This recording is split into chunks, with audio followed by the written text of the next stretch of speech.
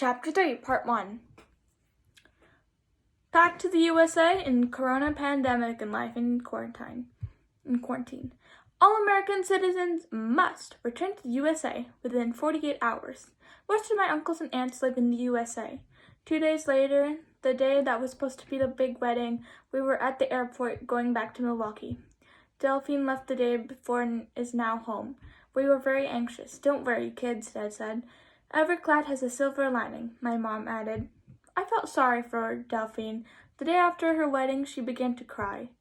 And I couldn't even help her, and neither could her mother or her new husband, Christian. Audrey, James, and I could not eat our dinner on the flight. I headed back to first class with a sad feeling. I could not watch my show with a low mood. I fell asleep when we were home after a long trip. Happy to be back in the USA. I put a lid on my feeding tube and was all done. I was too sad, and probably we won't ever have to have another wedding for Delphine. I hardly ate any breakfast. I could barely walk to the door of our house because I was exhausted. We celebrated St. Patrick's Day with our family. No Irish dancing and no big party like how we used to. We wore green shirts, ate green homemade cupcakes, and green drinks. It was a strange day without any relatives, and it seemed so unusual. I was in my bed, fast asleep. It was Sunday. I pulled myself out of bed, but my oxygen tube was there on my nose, and school was closed.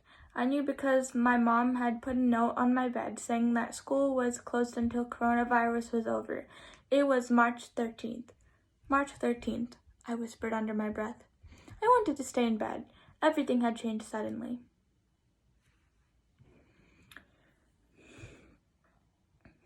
A tear slipped from my eye. Why would I be crying on a happy day? I wouldn't even be having any more school for a few weeks. But after a traveling trip to Europe, I had to be in quarantine for 14 days along with my family. There I was, first day of spring break, in bed. Next week, we would start virtual school. It might sound a little bit easy peasy. I headed downstairs and grabbed a box of cornflakes and some strawberries and sat on the couch to watch TV. All the channels had news about coronavirus, and the news made me very nervous. What's going to happen next? What's going to happen to Luna's life?